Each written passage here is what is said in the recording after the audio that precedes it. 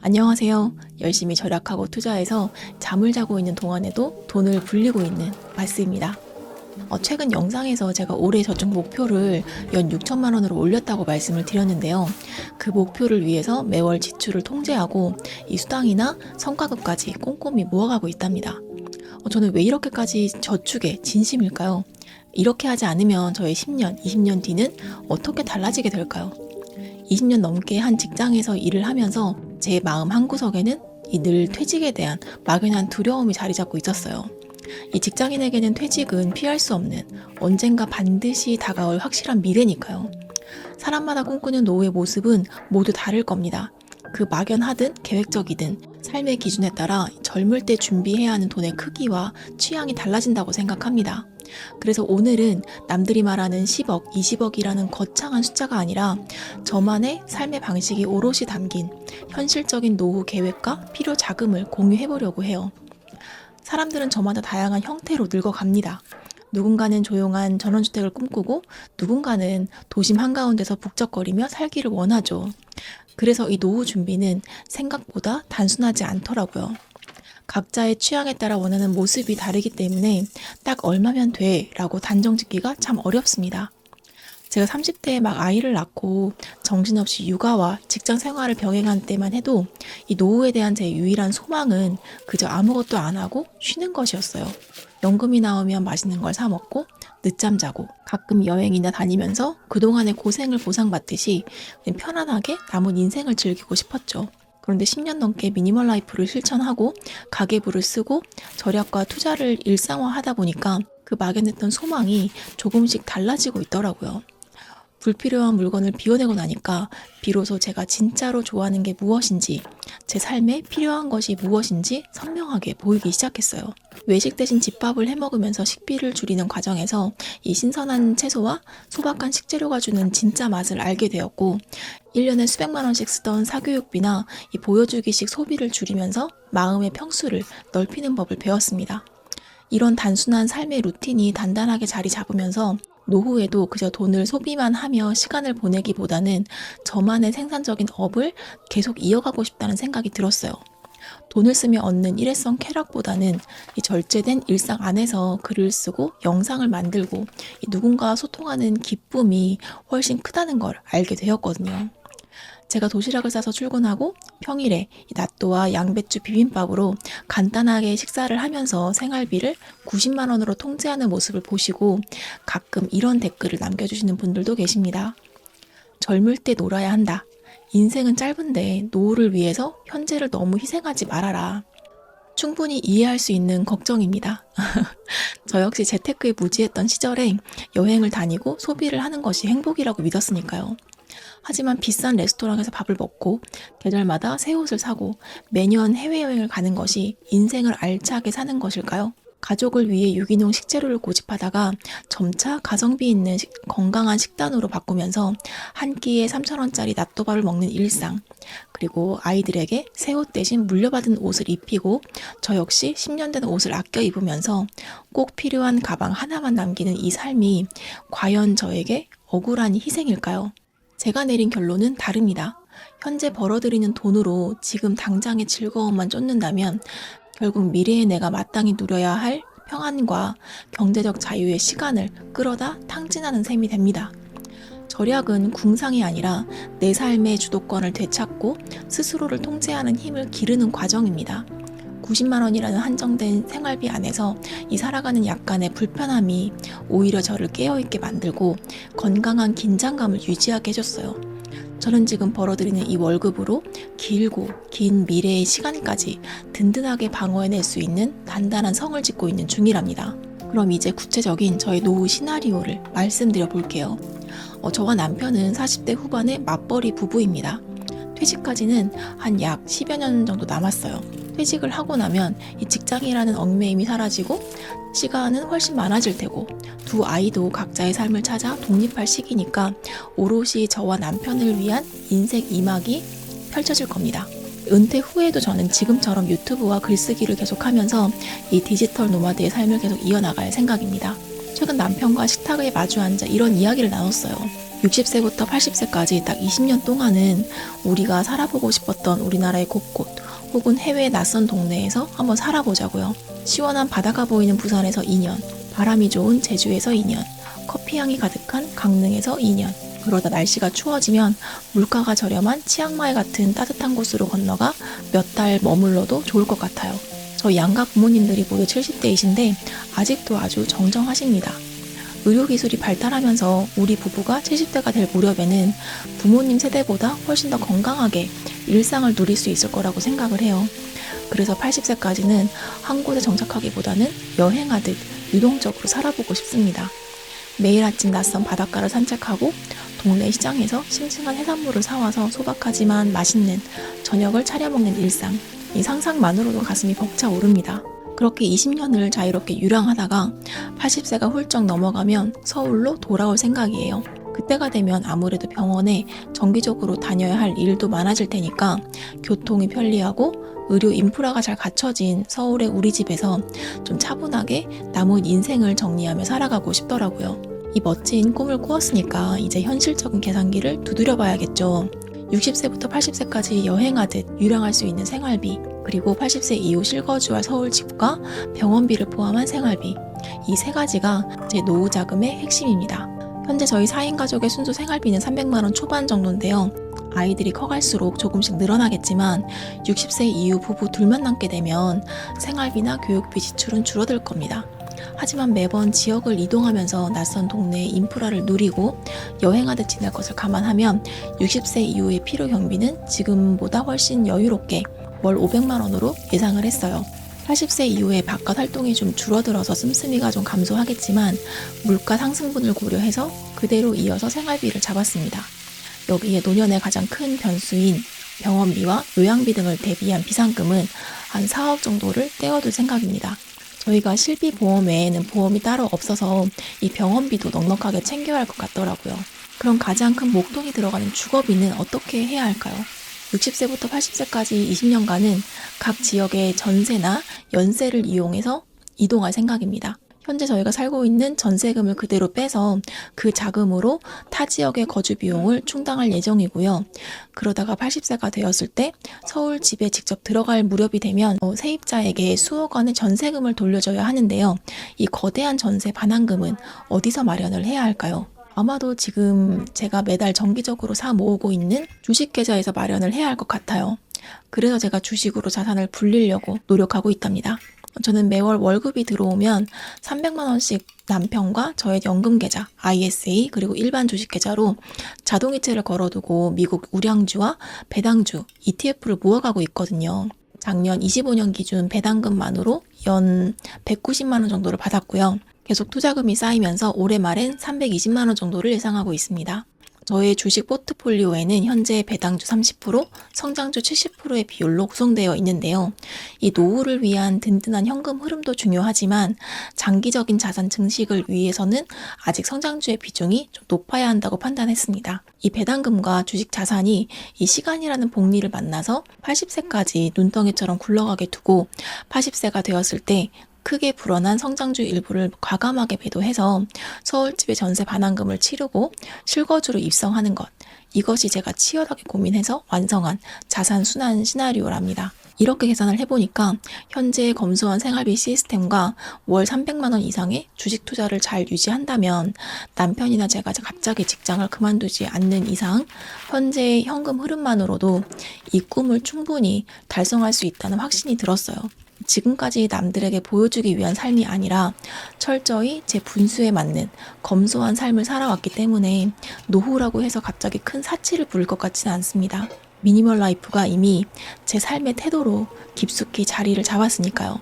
최근 저에겐 새로운 꿈이 하나 더 생겼는데요. 무지했던 제가 40이 넘어 자본주의의 현실을 깨닫고 고군분투하며 가계부를 쓰고 자산을 쌓아온 그간의 과정을 한 권의 책으로 엮어보고 싶다는 꿈이 생겼습니다.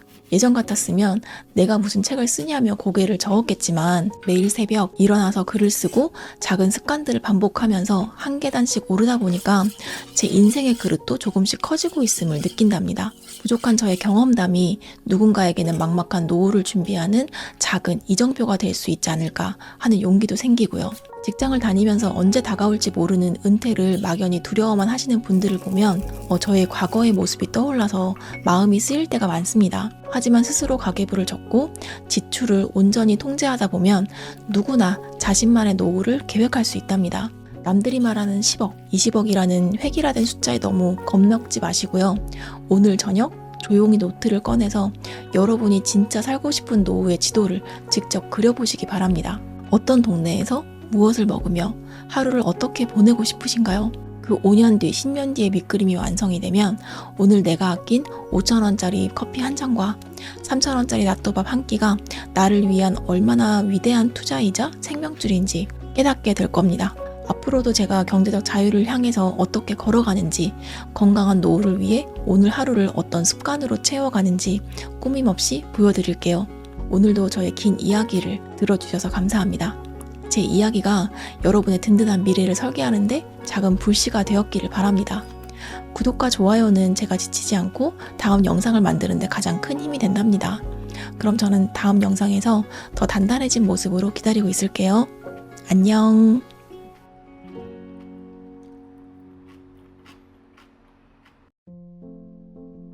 안녕하세요, 마스입니다.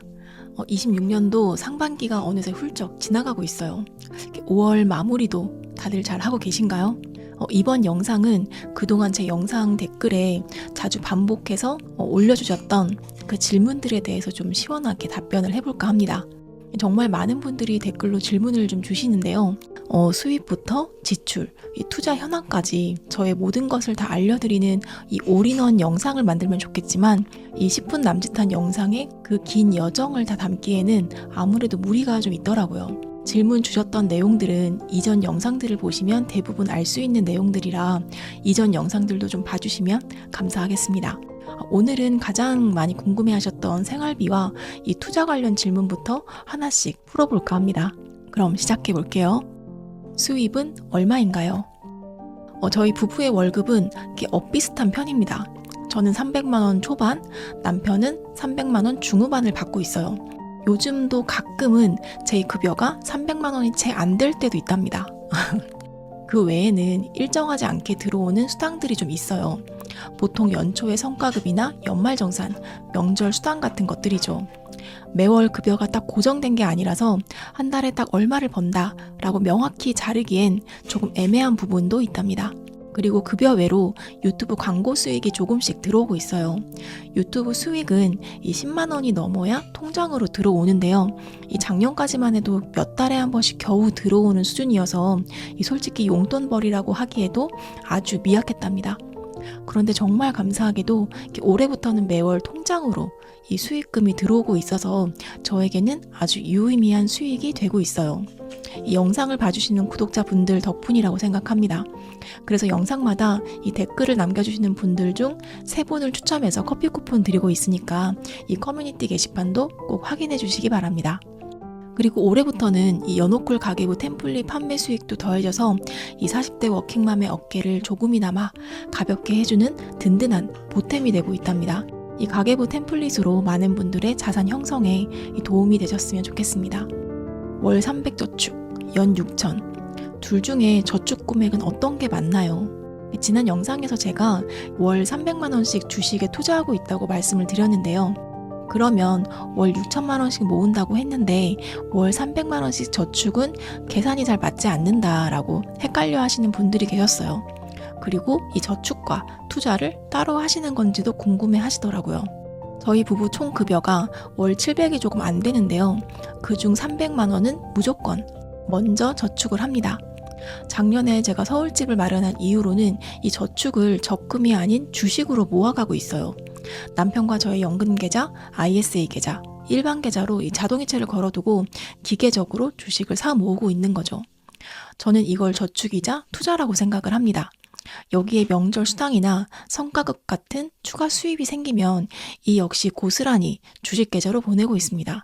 올해는 월 300만 원 고정 저축에 이런 각종 수당과 유튜브 수익까지 몽땅 더해가다 보니까 연말까지 연 6천만 원 달성이 충분히 가능하겠더라고요. 이 치열하게 아끼고 모으는 저희 부부의 짠테크, 연말까지 잘 이어가 보도록 하겠습니다. 예전 연호클 멤버분들과 이 보도 셰퍼의 돈이라는 책을 함께 읽었는데요. 내용 중에 자신에게 먼저 지불하라는 아주 중요한 원칙이 나옵니다. 쓸 거 다 쓰고 남는 돈을 저축하는 게 아니라 내 미래를 위해 먼저 떼어두라는 뜻이죠. 저는 이 원칙을 지키면서 저축을 하고 있답니다. 투자 공부는 어떻게 시작하셨나요?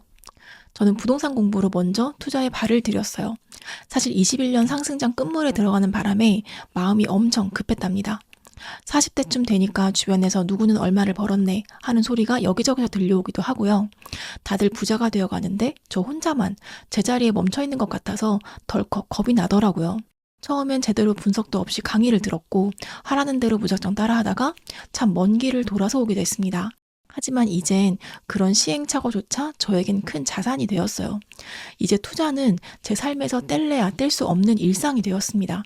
노후에도 건강한 삶을 살기 위해서 이 꾸준히 운동을 해야 하는 것처럼 힘들게 모은 자산을 지키려면 매일 운동하고 건강한 식단을 하듯이 이 투자 공부도 이 시간을 가지고 꾸준히 해야 한다는 걸 뼈저리게 느꼈습니다.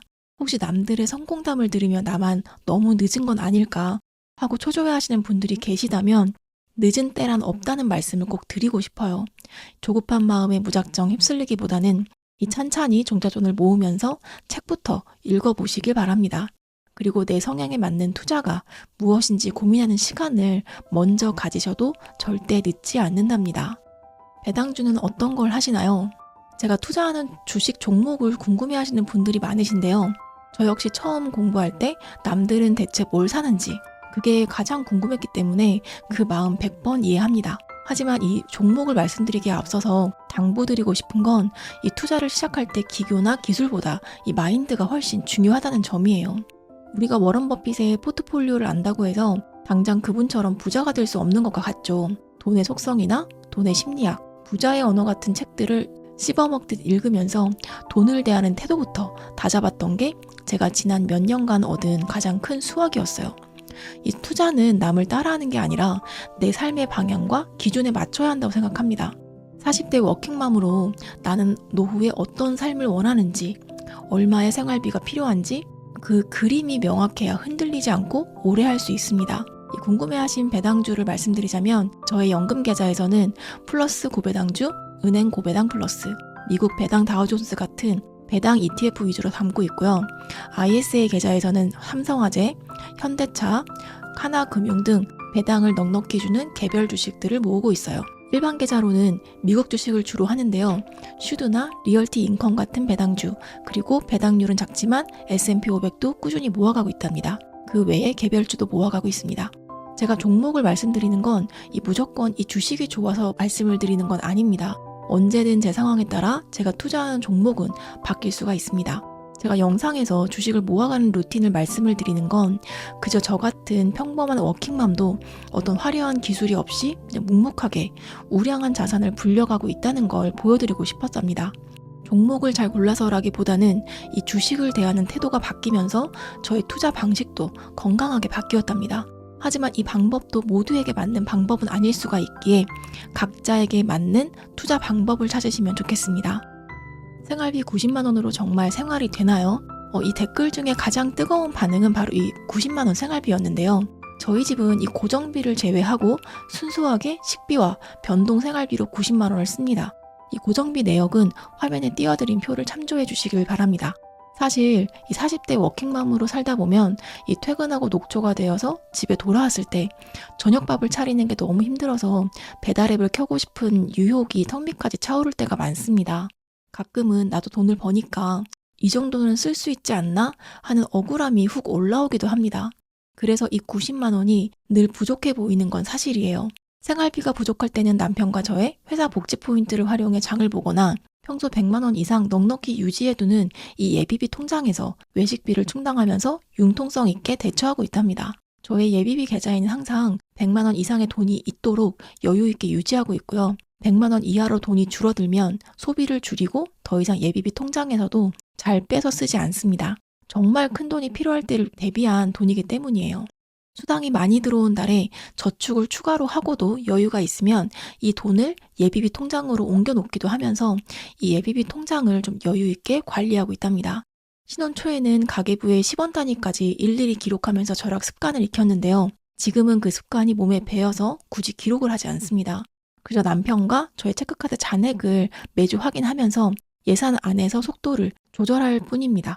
상반기가 거의 지나가고 있지만 저희 부부의 복지 포인트가 아직 절반 이상 넉넉히 남아있는 상태라서 하반기에는 외식으로 좀 기본을 낼 수 있을까 생각이 됩니다.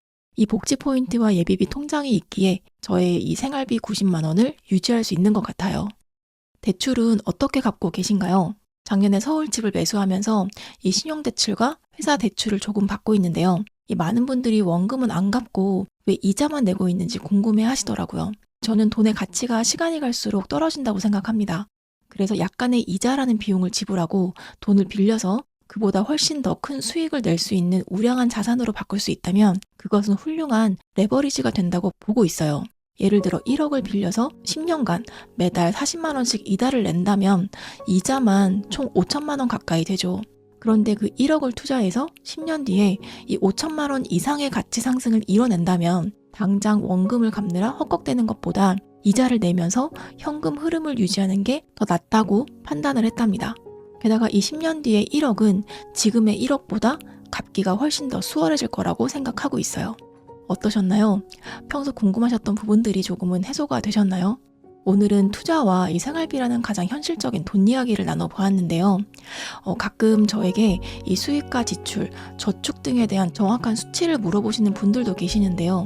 예전 영상에서도 말씀을 드린 적이 있지만 저의 채널은 저의 직장 동료와 저를 아는 지인들도 보는 영상이랍니다. 저의 모든 것을 낱낱이 밝히는 건 무리가 있답니다. 저의 채널은 40대 워킹맘이 크게 소비하지 않고 가볍게 생활을 하는 일상을 담고 있고요. 제가 원하는 노후를 위해서 저의 일상과 저축 그리고 투자에 관련해서 이 마인드에 대한 생각을 나누는 곳이랍니다. 저의 수익과 지출 그리고 저축액을 증빙하는 곳은 아니기 때문에 이 부분을 참조해서 봐주시면 감사하겠습니다. 앞으로도 저의 미니멀 절약 루틴에 대해서 궁금하신 점 있으시면 댓글로 남겨주시고요. 제가 또 잘 모아서 다른 영상으로 또 찾아오도록 하겠습니다. 일과 육아 그리고 미래를 위한 준비까지 이 어깨가 무거운 40대 워킹맘, 워킹데디 여러분 늘 완벽하게 해내지 않아도 괜찮습니다. 오늘 하루 남의 화려한 수익률에 흔들리지 않고 여러분만의 묵묵한 한 걸음을 내딛기를 진심으로 응원합니다. 구독과 좋아요는 제가 지치지 않고 다음 영상을 즐겁게 만드는 가장 큰 힘이 된답니다. 그럼 저는 다음 영상에서 조금 더 단단하고 따뜻한 모습으로 기다리고 있을게요. 안녕.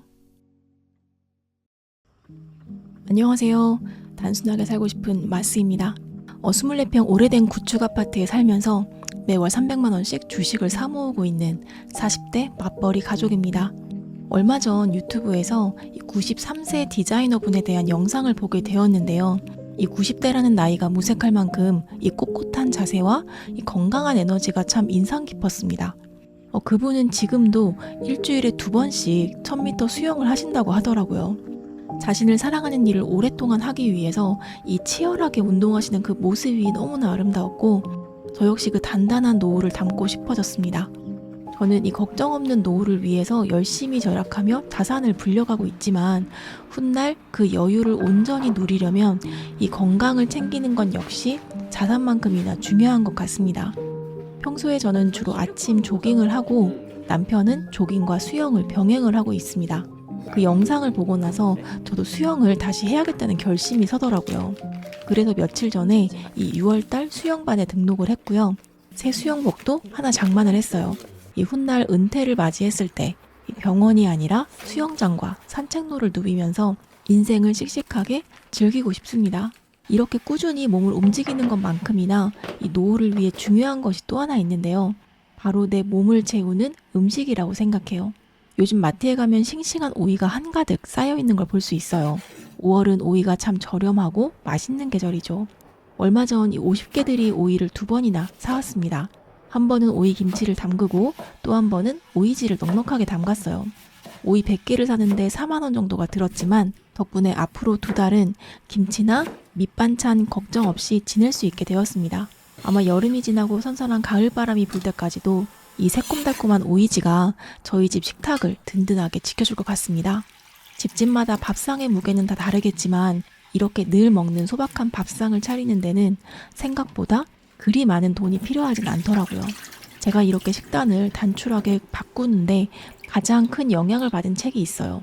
바로 이 도미니크 로로의 심플하게 산다와 미니멀리스트의 식탁이라는 책입니다. 책에 나온 이 완벽한 미니멀리스트의 삶을 제 현실에 100% 똑같이 적용하며 살 순 없지만 40대 워킹맘인 저만의 상황과 속도에 맞춰서 조금씩 실천해 나가고 있답니다. 오늘 영상에서는 매일 먹는 밥상을 어떻게 덜어내고 단순화해야 할지 이 막막하셨던 분들을 위해서 현실 생활에 적용하고 있는 저희 집의 이 소박한 집밥 이야기를 편안하게 나눠볼게요. 심플하게 산다를 읽고 나서 제 몸과 일상을 지키기 위한 저만의 식단 원칙을 세워야겠다고 생각을 했답니다. 물론 처음부터 완벽했던 건 아니에요. 원칙을 세우고 며칠 해보면서 지켜보기도 하고 또 제 현실에 맞게 바꿔보기를 수없이 반복하면서 지금의 유연한 저만의 원칙들이 자리 잡게 되었답니다. 첫 번째는 소식 대신 간헐적 단식입니다. 이 책에서 말하는 미니멀 식단의 기본은 적게 먹는 것, 즉 소식이었어요. 하지만 아이들이 밥을 남기면 차마 버리지 못하고 제 입으로 싹싹 긁어먹어야 직성이 풀리는 저에게는 이 무조건 적게 먹으라는 건 너무나 지키기 어려운 숙제였어요.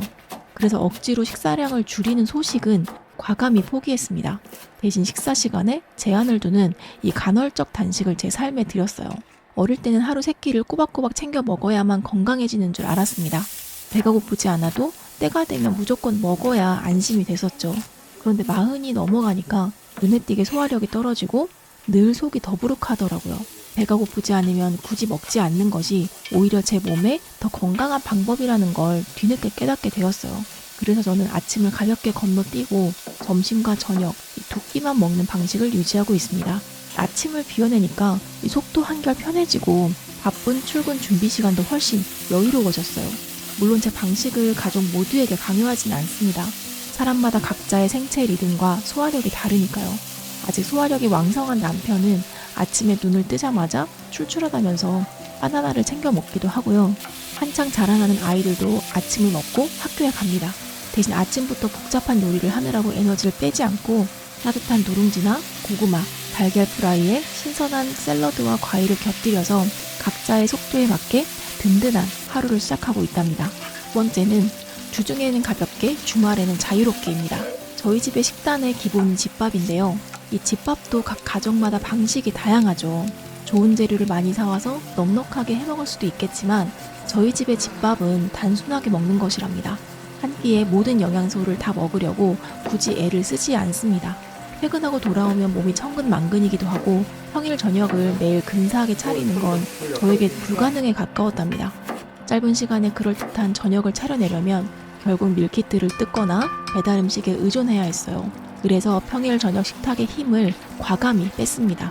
반찬을 여러 개 만들려는 욕심을 내려놓고 간단한 한 그릇 요리로 식단을 바꿨어요. 미리 얼려둔 냉동밥을 데우고 냉장고에 있는 자투리 고기나 채소를 가볍게 볶아서 곁들이거나 슴슴한 된장찌개 하나만 끓여서 밥과 함께 먹습니다. 대신 주말은 가족들과 먹고 싶은 메뉴를 자유롭게 즐깁니다. 한두 번은 기분 좋게 외식을 하기도 하고 좋아하는 음식을 포장해와서 편안하게 먹기도 합니다. 세 번째 원칙은 유기농 대신 제철 식품을 챙겨 먹는 것입니다. 아마 아이를 키우시는 분들은 많이 공감하실 텐데요. 저도 첫 아이를 낳고 나서는 식재료에 정말 관심이 많았어요. 가족들 입에 들어가는 건 무조건 좋은 것, 건강한 것을 먹여야겠다는 생각에 이 일반 마트는 아예 발길도 끊었었어요. 한살림이나 자연드림 같은 유기농 매장만 고집해서 장을 봤고 때로는 텃밭에 직접 채소를 심어서 자급자족을 하기도 했습니다. 하지만 본격적으로 절약 생활을 시작하고 투자를 위한 종잣돈을 모으면서 이 식비 예산도 다이어트가 좀 필요했어요. 건강을 지키면서 식비를 좀 줄이려면 유기농 매장에 대한 고집은 조금 내려놓아야 했어요. 그래서 제가 선택한 대안이 바로 갓 수확한 농산물을 파는 로컬푸드 매장이었답니다. 장을 볼 때는 무조건 그 계절에 한창 쏟아져 나오는 제철 식재료를 고릅니다. 제철 농산물은 이 신선함은 말할 것도 없고 가격까지 정말 저렴하거든요. 영상 초반에도 잠깐 말씀드렸지만 지난 5월 초에 로컬푸드 매장에 들렀다가 50개들이 오이를 22,000원에 사서 오이김치를 넉넉하게 담궜는데요. 일주일 뒤에 다시 매장에 가보니까 똑같은 50개짜리 오이가 18,000원으로 가격이 뚝 떨어져 있더라고요. 제철을 맞아서 물량이 많아지니까 가격이 더 착해진 거죠. 이제 곧 6월이 오고 본격적인 여름이 시작되면 매장에는 훨씬 더 다양한 채소들이 쏟아져 나올 텐데요. 여름은 저렴한 제철 채소만으로도 식탁을 아주 풍성하게 채울 수 있어서 주방에서 요리할 맛이 나는 아주 고마운 계절이랍니다. 비싼 유기농 타이틀이 없어도 방금 수확해서 흙내음이 남아있는 제철 채소야말로 우리 몸과 지갑을 모두 지켜주는 최고의 보약이 아닐까 싶습니다. 네 번째 원칙은 레시피는 적당히 무시하는 거랍니다. 없으면 없는 대로 요리하기라고 붙여볼 수도 있겠네요. 첫 아이를 낳고 나서 나도 제대로 된 집밥을 해봐야겠다고 마음먹었을 때 저의 가장 큰 목표 중 하나는 레시피를 보지 않고도 후딱 차려낼 수 있는 요리 두세 가지를 터득하는 거였어요. 왜냐하면 그때까지만 해도 저에게 요리란 정말 너무나 버거운 숙제 같았거든요. 무언가를 만들려면 무조건 레시피부터 찾아야 했고 그 레시피에 적혀있는 재료들이 우리 집 냉장고에 완벽하게 구비되어 있어야만 했어요. 대파 한 뿌리, 마늘 한 알이라도 없으면 아예 요리를 시작할 엄두조차 내지 못했답니다. 그런데 이 레시피에 완벽하게 맞춰 장을 보다 보니까 아주 큰 문제점이 생기더라고요. 서로 다른 성격의 메인 요리 두세 가지를 하려고 거기에 들어가는 채소를 종류별로 다 사게 되는 거예요. 그렇게 요리를 하고 나면 꼭 애매하게 남는 채소들이 생기는데요.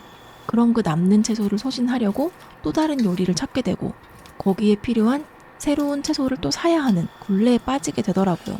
냉장고 채소 칸은 늘 꽉꽉 차 있는데 아이러니하게도 항상 한 구석에선 썩어가는 채소가 나오는 시기였죠.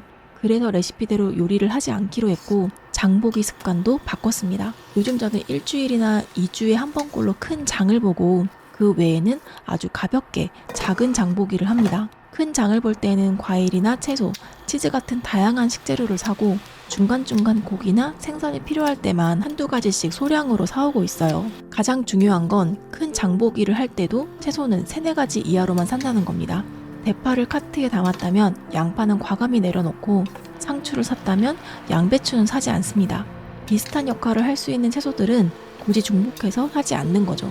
장보기 리스트가 한결 가벼워지니까 식비도 덩달아 줄었습니다. 지금의 저는 요리를 할 때 레시피를 아주 적당히 참고만 하는 수준으로 봅니다. 재료 한두 가지쯤 없는 건 이제 아무렇지도 않아요. 없으면 없는 대로 내 냉장고 사정에 맞춰서 유연하게 대처하는 것. 완벽하지 않아도 괜찮다고 스스로에게 허락해주고 있답니다. 이러한 방법으로 요리에 대한 강박을 좀 비워낼 수 있었고요. 지치지 않게 집밥을 이어가는 저만의 루틴을 만들어 주었답니다. 사실 저의 이 단순한 식단 원칙은 그저 생활비를 조금 아껴보려는 짠테크만은 아닙니다. 저의 가장 든든한 노후 준비를 위한 아주 중요한 씨앗이기도 합니다. 식단을 가볍게 덜어내고 밥상머리에 힘을 빼니까 이 신기하게도 저의 삶에 2가지 굵직한 자산이 동시에 쌓이기 시작하더라고요. 첫 번째는 바로 건강이란 자산입니다. 내 몸이 소화할 수 있는 만큼만 가볍게 먹고 제철 채소를 가까이 하니까 40대 후반을 향해 가는 지금도 몸이 무겁지 않고 매일 아침 상쾌하게 조깅을 나갈 수 있는 활력이 생기더라고요. 우리가 악착같이 돈을 모으는 이유도 결국 노후에 행복하게 살고 싶어서인데요. 그런데 정작 은퇴 후에는 돈은 있는데 병원 침대에만 누워 있어야 한다면 정말 억울하겠죠. 두 발로 자유롭게 여행을 하고 일상을 누리려면 지금부터 식탐을 비워내고 몸을 가볍게 유지하는 연습이 꼭 필요하답니다. 두 번째는 경제적 자산입니다. 이 완벽한 레시피에 얽매이지 않고 냉장고 상황에 맞춰서 유연하게 요리를 하면 한 달 식비에서 생각보다 꽤 많은 여윳돈이 남습니다. 전 이렇게 아낀 식비를 흐지부지 쓰지 않고 바로 주식계좌로 보내서 저의 노후를 책임질 우량주와 배당주를 사 모으고 있어요. 식탁 위에서 비워낸 비용이 고스란히 제 노후에 현금 흐름을 만들어주는 든든한 황금알로 변하는 셈이죠. 어쩌면 40대 워킹맘이 할 수 있는 가장 확실한 재테크는 내 몸과 지갑에 부담을 주지 않는 이 소박한 집밥에서 시작되는 게 아닐까 싶습니다. 여러분도 오늘 저녁엔 냉장고 문을 열고 너무 완벽한 요리를 해야겠다는 강박은 슬쩍 내려놓아 보세요. 없으면 없는 대로 가볍고 편안하게 한 끼를 차려보시는 건 어떨까요? 그 작고 유연한 습관이 결국 여러분의 단단한 미래를 만들어줄 거라고 믿습니다. 오늘 제 이야기가 여러분의 식탁에 작은 여유를 가져다 주었기를 바랍니다. 영상이 도움되셨다면 구독과 좋아요를 부탁드리고요. 여러분만의 간단한 집밥 노하우나 건강한 식단 기준이 있으면 댓글로 많이 남겨주세요. 그럼 저는 다음 영상에서 더 단단하고 심플한 이야기로 찾아오겠습니다. 오늘 하루도 편안하게 보내세요. 안녕. 안녕하세요. 단순하게 살고 싶은 마스입니다. 24평 작은 집에서 일하는 아빠, 아들, 딸과 함께 복닥거리며 살아가는 일하는 엄마랍니다. 어느덧 달력이 6월로 넘어갔어요. 지난 5월은 유독 행사가 많은 가정의 달이었는데 다들 생활비 방어는 좀 잘 하셨는지 모르겠어요. 저는 양가 부모님께 크게 들어가는 식비하고 용돈은 평소 모아둔 예비비 통장에서 꺼내서 활용했고요. 아이들에게는 각자 원하는 방식으로 용돈을 주었습니다. 아들은 주식계좌에서 현금으로 넣어주었고 아직 어린 딸은 장난감을 갖고 싶어 해서 쿠팡으로 원하는 걸 사주었어요. 돈이 좀 많이 나가는 달이었지만 미리 준비해둔 시스템 덕분에 크게 흔들리지 않고 무사히 5월을 넘길 수 있었던 것 같습니다. 요즘 저희 집 밥상 풍경은 꽤 단조롭습니다. 가끔 큰 마트에서 장을 보기도 하지만 주중에는 퇴근길에 로컬푸드 매장이나 하나로마트에서 주로 장을 봅니다. 매번 사는 식재료가 좀 비슷하다 보니까 장을 보는데 시간이 그리 오래 걸리진 않아요. 요즘 마트에서 싱싱한 채소들이 점점 늘어나서 골라 먹는 재미가 좀 쏠쏠하더라고요. 그 중에서도 토마토가 유독 싱싱해서 저희 집 냉장고에는 토마토가 떨어질 날이 없게 구비해두고 있습니다. 요즘 저희 부부는 저녁을 가볍게 샐러드 식단으로 먹고 있는데요.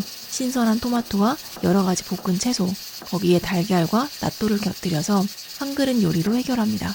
차리기도 쉽고 맛있게 먹고 나면 속도 편안하면서 배도 부르답니다. 반면 성장기 아이들은 저희와 식단이 조금 다른데요. 아이들은 밥과 함께 든든하게 먹을 수 있는 반찬을 좀 따로 챙겨주고 있어요. 가끔 제 영상을 보시고 저희 집 아들 식단을 좀 궁금해하시는 분들이 계시는데요. 아들은 식사 시간이 저희와 안 맞을 때가 좀 많아요. 게다가 고기를 워낙 좋아해서 따로 고기 위주의 식단을 먹고 있습니다. 냉장고에는 항상 다진 고기나 돼지고기 앞다리살을 좀 구비해 놓고 있고요. 요즘은 큰 마트에서 호주산 차돌박이가 좀 괜찮게 나오길래 갈 때마다 한두 팩씩 사서 냉동실에 넣어주고 있답니다. 사실 저희 아들이 지금 극심한 사춘기를 겪고 있거든요. 웬만하면 심기를 건드리지 않으려고 노력 중이랍니다. 속으로는 남의 집 아들이다. 이렇게 수백 번 되뇌이며 살고 있어요. 아들과 딸 두 아이를 키우면서 겪은 육아 이야기를 다 풀자면 정말 한나절도 모자랄 만큼 할 말이 많지만 아이의 인생은 지금 당장 부모의 잣대로 판단할 수 없는 일인 것 같습니다. 당장 내일 일도 모르는데 아이들의 미래를 제가 어떻게 다 알겠어요.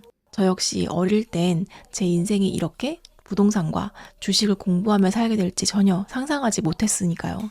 가끔 저에게 아이들 교육비에 대해 물어보시는 구독자님들이 계십니다. 오늘은 이 부분에 대한 저의 솔직한 생각을 한번 말씀드려 볼게요. 저희 세대, 그러니까 지금 40대 중후반인 분들은 아마 학창시절 분위기가 다 비슷했을 겁니다. 대학을 가지 않으면 마치 큰일이라도 날 것처럼 여겨지던 그 어린 시절을 보내셨죠. 저 역시 평범한 인문계 고등학교를 다니면서 인생의 유일한 목적이 좋은 대학에 가는 것이었고 그 다음은 안정적인 직장에 취직하는 것이 전부인 줄 알았습니다. 그 외에는 내가 진정으로 무엇을 좋아하고 어떤 일을 할 수 있는지 깊게 생각해 볼 기회조차 없이 살아왔던 것 같아요. 그러던 제가 부모가 되고 보니까 고민이 되더라고요. 내가 살아온 이 길을 아이들에게도 똑같이 이어줘야 하는지 고민을 하면서 아이들을 키워왔는데요. 저희 세대가 부모가 되어 아이를 키울 땐 좀 더 열린 사고로 다양한 경험을 시켜줘야 한다는 생각이 기본으로 깔려 있었지만 그럼에도 대학은 가야 한다는 생각은 제가 어렸을 때나 부모가 된 후나 변함이 없었던 것 같습니다. 그래서 아이들이 어렸을 때부터 영어 유치원에 보내고 유명한 학원을 찾아다니는 부모님들을 많이 볼 수 있었고 한편으로는 그 마음이 충분히 이해가 가기도 합니다. 그런데 저에게 이 굳건했던 생각이 완전히 바뀌게 된 계기가 있었어요. 바로 자본주의와 투자를 공부하고 나서부터였습니다.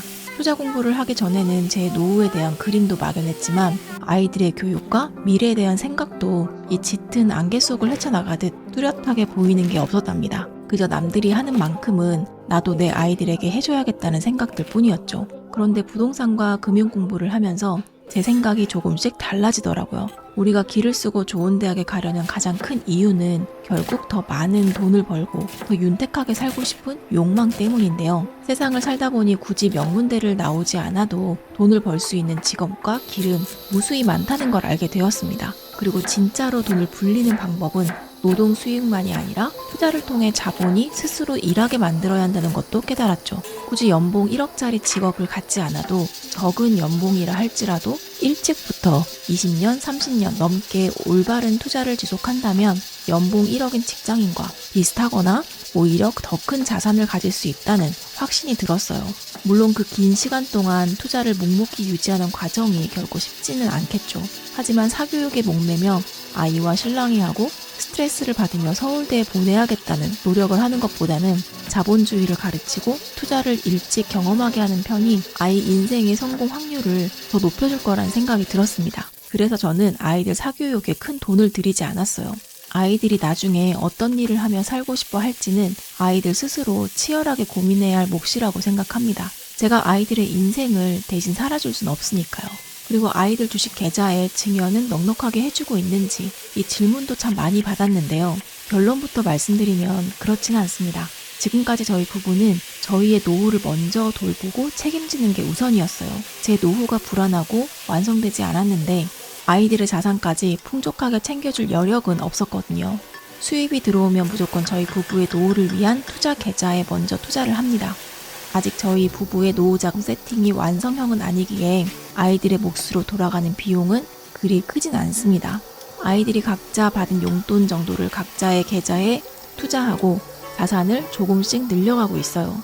그리고 제가 교육비로 쓸 돈을 아껴서 아주 조금씩 주식 계좌에 더 얹어주는 정도랍니다. 지금 모아가고 있는 아이들의 주식 자산은 앞으로 아이들이 성인이 되었을 때 대학 등록금으로 쓰거나 혹은 본인만의 창업을 해보고 싶다고 할 때 든든한 마중물로 사용할 수 있도록 격려해줄 생각입니다. 우리의 인생을 멀리서 보면 굉장히 긴 여정이지만 하루하루를 뜯어보면 굉장히 지루하고 평범한 날들의 연속입니다. 어쩌면 이 지루한 일상을 견디고 행복하다란 느낌을 얻기 위해서 끊임없이 돈을 쓰면서 행복을 소비하고 있는지도 모릅니다. 행복의 가치는 절대 돈으로 따질 수 없다고들 하지만 돈을 쓸 때 그 즉각적인 행복감과 만족감을 느낄 수 있는 것도 부인할 수 없는 사실입니다. 지금 제가 땀 흘려 벌고 있는 이 돈은 당장의 작은 행복을 위해서도 적절히 쓰여야 합니다. 하지만 동시에 미래의 안정적인 노후 생활을 위해서도 반드시 일정 부분은 떼어 놓아야 하죠. 이 두 가지, 즉 현재의 행복과 미래의 안정을 가르는 이 비율은 각 가정의 사정에 따라 모두 다를 겁니다.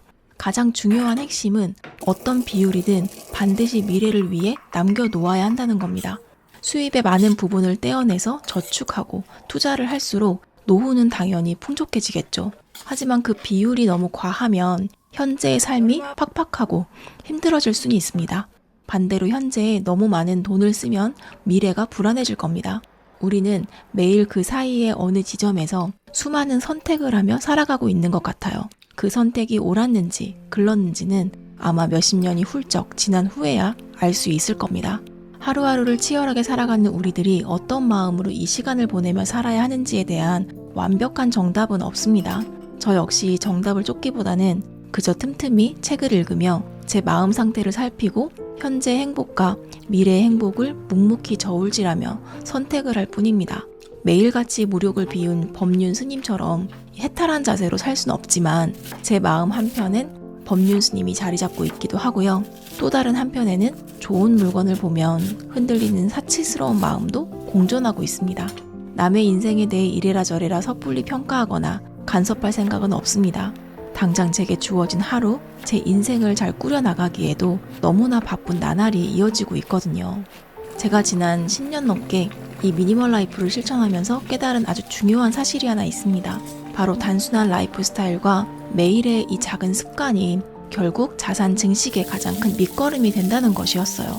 돈을 모으는 건 거창한 재테크 기술이 아니었습니다. 이른 새벽에 일어나서 책을 읽으면서 마인드를 다잡고 지출을 점검하며 불필요한 소비를 덜어내는 것. 이 반복되는 이 지루할 만큼의 단순한 습관들이 제 소비 패턴을 이성적으로 바꿨고 자연스럽게 저축액을 늘려주었고요. 그러면서 자산을 굴릴 수 있는 탄탄한 베이스를 만들어 주었어요. 무엇보다 어떤 상황에서도 무언가를 꾸준히 해낼 수 있는 힘이 길러졌습니다. 이런 습관은 단순히 좋은 습관으로 끝나는 게 아닙니다. 이 하루하루의 작은 습관이 뭉쳐서 한 달의 계획을 달성하게 만들고 그 한 달이 모여서 1년의 목표를 이루게 하고 결국 5년, 10년 뒤의 계획을 이룰 수 있게 만들어주더라고요. 어제와 똑같은 삶을 살면서 내일 다른 미래가 펼쳐지기를 꿈꿀 수는 없습니다. 지난달과 똑같이 돈을 쓰고 시간을 보내면서 더 나은 다음 달의 통장 잔고를 기대하시면 안 됩니다. 결국 한 걸음 한 걸음 무거운 발걸음을 떼어서 내 삶의 변화를 만들어내는 건 나를 대신해줄 그 누구도 아닌 결국 나 자신입니다. 누가 대신해주지 않습니다. 내가 꿈꾸는 여유로운 미래는 오늘 하루를 치열하게 살아내는 오늘의 나가 만들어가는 거라고 생각합니다. 오늘의 이 작은 습관의 시작이 우리의 한 달을 바꾸고 이 달들이 모여서 1년을 바꾸고 이 1년들이 모여서 5년을 바꾸고 결국 우리의 인생을 바꿀 수 있을 겁니다. 오늘도 묵묵히 하루를 살아내신 모든 분들을 진심으로 응원합니다. 오늘 영상이 조금이라도 위로와 도움이 되셨다면 구독과 좋아요 부탁드릴게요.